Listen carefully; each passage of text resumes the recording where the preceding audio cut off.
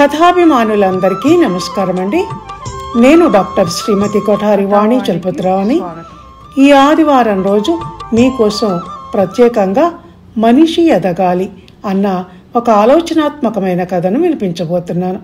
నేను రచించి నా స్వరంతో వినిపిస్తున్న ఈ కథ పేరు మరోసారి మనిషి ఎదగాలి. ఇంకేమాత్రం ఆలస్యం చేయకుండా త్వరగా కథలోకి ప్రవేశిద్దాం. ప్రతిరోజు నాకు పొద్దునే లేవటం అలవాటు. ఆ రోజు చలి కాస్త ఎక్కువగా ఉండటంతో లేవటానికి బద్దకించి నిండా ముసుగు పెట్టుకొని పడుకున్నాను. నిద్ర మాత్రం తన అలవాటు ప్రకారం పొద్దున్నే లేచి పక్క దులిపి పరారీ చిత్తగించింది. వంటింట్లో నుంచి మా ఆవిడ చేస్తున్న గిన్నెల శబ్దం, చీపురు శబ్దం ఒకదాని వెంట ఒకటి లయాత్మకంగా వచ్చి నా చెవుల్లో దూరుతున్నాయి. అవి ఆలకిస్తూ హాయిగా పడుకున్నాను. ఇంతలో ఉన్నట్టుండి కంచువాద్యం మీద ఎవరో వాయిస్తున్నట్టు కంగన మా ఆవిడ కంఠం వినపడింది. రాను రాను వాద్యగాడి చేతిలో తారస్థాయిని అందుకున్నట్టు ఆమె గొంతు స్థాయి పెరిగింది. ఆ కంఠంలో ఆరోహణే కానీ అవరోహణ వినిపించటం లేదు. అది నాకు కొత్త కాదు. రోజు పక్క మీద నుంచి లేవటానికి కాస్త ముందు వెనక మా ఇంట్లో నుంచి నాకు అలాంటి సంగీతాలు వినిపిస్తూనే ఉంటాయి. బహుశా పనిపిల్ల వచ్చి ఉంటుంది, లేకుంటే ఇంకా రాలేదో. రాకముందు రాలేదన్న స్వాగతాలు, వచ్చాక దాన్ని నిలబెట్టి కోర్టులో ముద్దాయిని అడిగినట్టు ప్రశ్నల పరంపరలు. ఈ రెండు మా ఆవిడకు అలవాటే.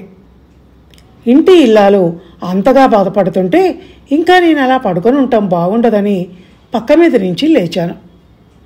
పాడుపిల్ల ఆ రౌతున ఇంకా రాలేదు. పాచివాకిలు అలాగే ఉంది. దీనికి ఎన్నిసార్లు చెప్పినా ఇంతే. ఇంకా లాభం లేదు. రేపటి నుంచి పని మానేయమని చెప్తాను. డబ్బులు పారేస్తే పని మనుషులకే కర్వా అంటూ చీపురు పట్టుకొని వాకిలి ఓడటానికి బయలుదేరింది భానుమతి. అప్రయత్నంగా నా చూపులు గోడగడియారం మీదికి వెళ్ళాయి. 6 కావటానికి ఇంకా 15 నిమిషాల టైం ఉంది. అప్పుడే ఏదో కొంప మునిగిపోతున్నట్టు అరుస్తోంది. చలికాలం, పాపం చిన్నపిల్ల అని కాస్త దయతలచవచ్చు కదా అనుకున్నాను బ్రష్ మీద పేస్ట్ వేసుకుంటూ. భానుమతి చాన్పు చల్లటానికి నీళ్లు పట్టుకెళ్తుంటే అప్పుడు వచ్చింది పనిపిల్ల. రేగిన జుట్టు, ఉబ్బిన కళ్ళు అది అప్పుడే నిద్రలేచి వస్తున్నట్టు చెప్పక చెప్తున్నాయి.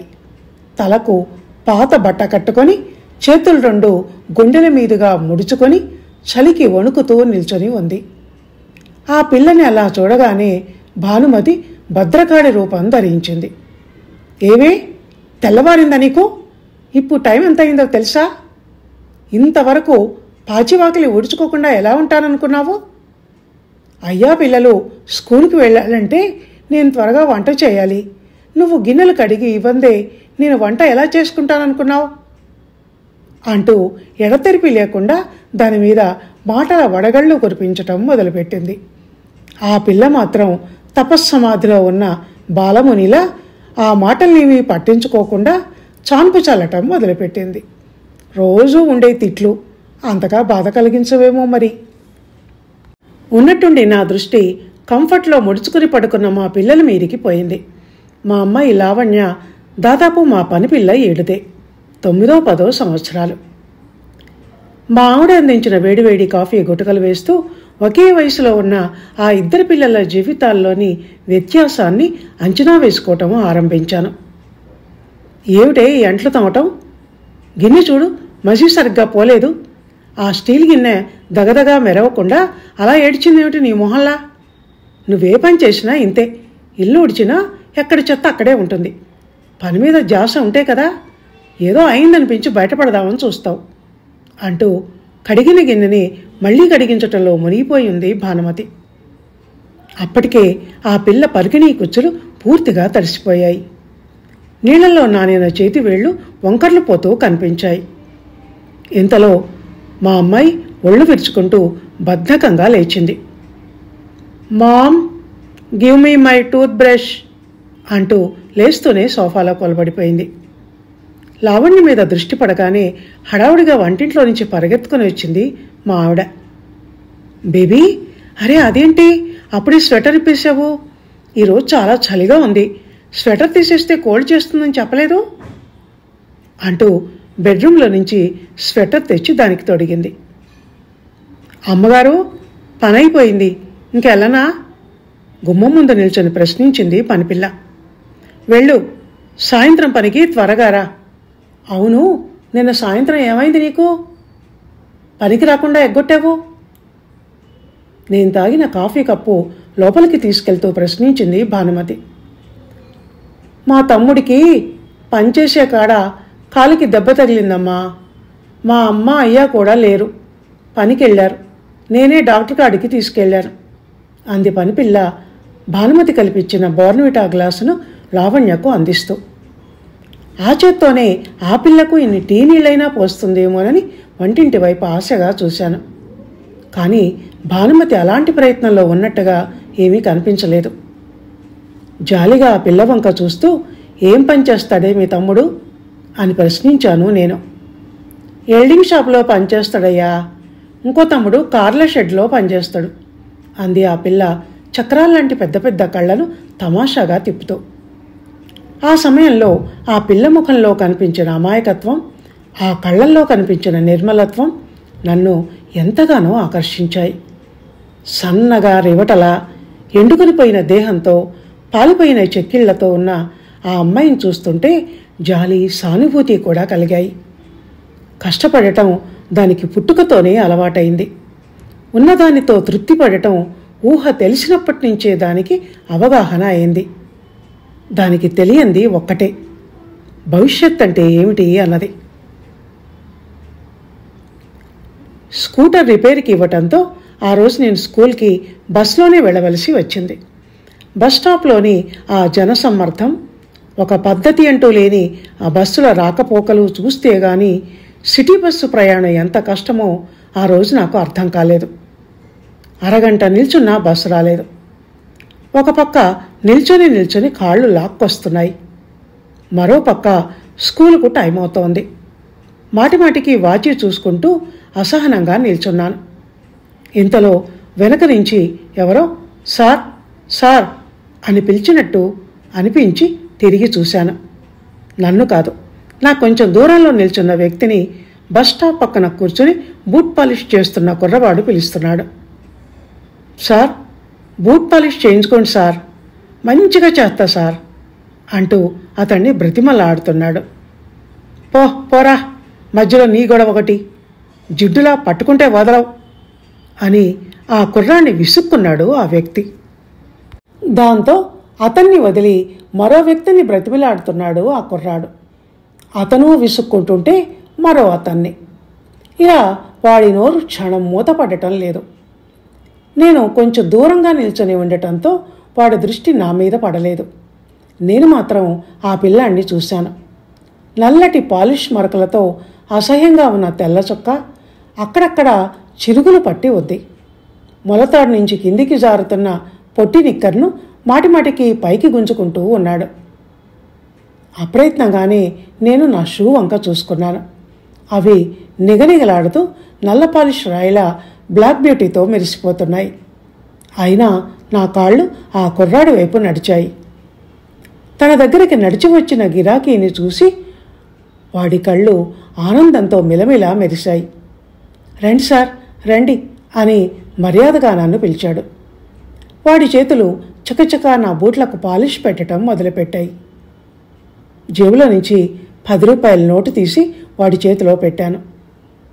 ఇంతలో నేను ఎక్కవలసిన బస్సు వచ్చేసింది. పరిగెత్తుకుంటూ వెళ్ళి బస్సు ఎక్కేశాను. స్కూల్ ఆవరణలో అడుగు పెడుతూ ఉంటే అప్పుడే సెకండ్ బెల్ అవుతోంది. తెల్లటి డ్రెస్సుల్లో ఉన్న పిల్లలు, అంతవరకు ఆడుతూ గెంతుతూ గుంపులు గుంపులుగా ఉన్నవాళ్ళు ప్రేయర్ కోసమని స్కూల్ బిల్డింగ్ ముందు లైన్లు కట్టి నిల్చున్నారు. అంతవరకు కుప్పలు కుప్పలుగా పోసినట్టున్న తెల్ల గులాబీలన్నీ ఒకదాని వెంట ఒకటిగా అప్పుడే మాలగుచ్చినట్టు అనిపించింది వాళ్లను చూస్తుంటే. చిన్నపిల్లల్ని చూస్తుంటే నా మనసు ఎందుకో ఇట్టే అభిమానంతో, ప్రేమతో నిండిపోయింది. కల్లాకపటం లేని వాళ్ళ మనసులు, అమాయకత్వం నిండిన వాళ్ళ ముఖాలు చూస్తుంటే మనసంతా ఏదో తెలియని ఆనందంతో, ప్రశాంతతతో పులకరించిపోయింది. నా అభిరుచికి తగ్గట్టే నా వృత్తి కూడా లభించటంతో వాళ్ళ ఆటపాటలు, అల్లరితో నాకు కాలం ఇట్టే గడిచిపోతుంది. నా రూమ్లోకి వచ్చి సీట్లో కూర్చుంటూ ఉంటే నా దృష్టి ఎదురుగా ఉన్న క్యాలెండర్ మీదికి పడింది. ఎల్లుండి నవంబర్ 14 అంటే నెహ్రూ పుట్టినరోజు.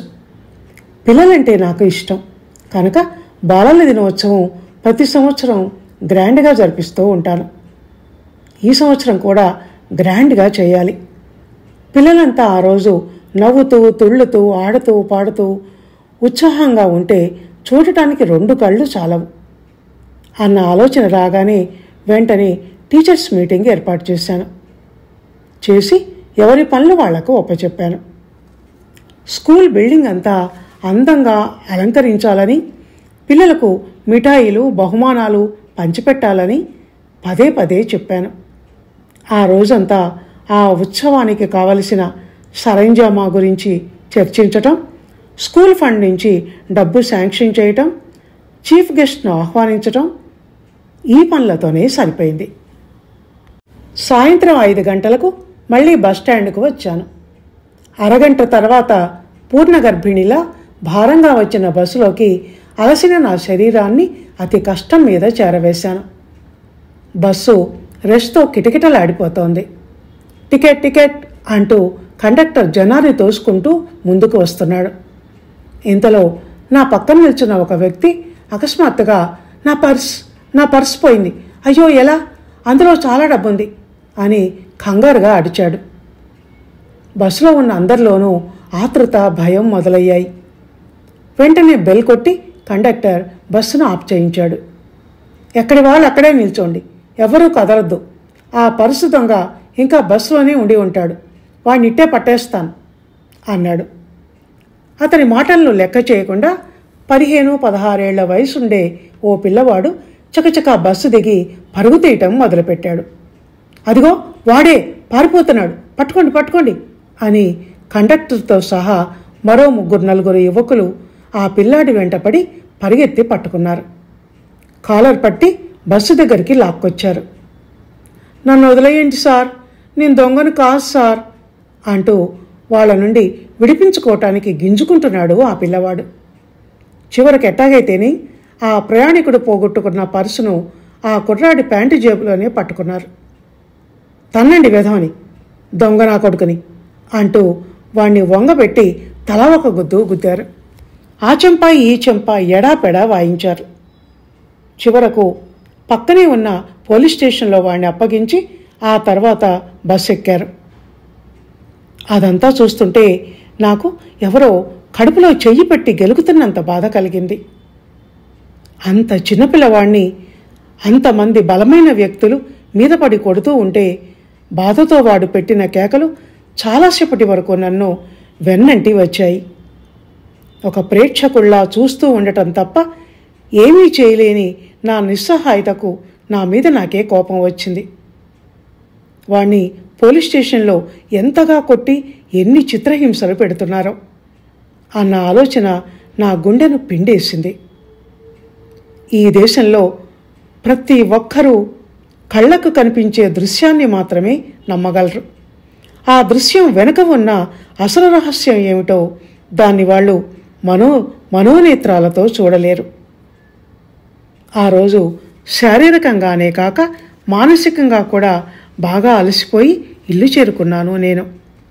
భానుమతి కంచుకంఠం రోజుల గుమ్మంలోకి ఆ రోజు వినిపించకపోవటంతో ఇంట్లో లేదేమో అనుకున్నాను. కానీ తీరుబడిగా సోఫాలో కూర్చొని స్వెటర్ అల్లుతూ కనిపించింది. ఎదురుగా ఎవరో ఒక కొత్త పిల్ల తడిబట్టతో ఇల్లు తుడుస్తూ ఉంది.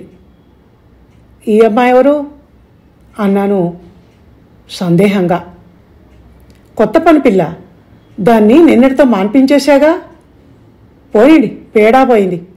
ఇప్పుడు వచ్చిన ఈ పిల్లే నయం, పని శుభ్రంగా చేస్తుంది అంది భానుమతి పట్టలేని ఆనందంతో.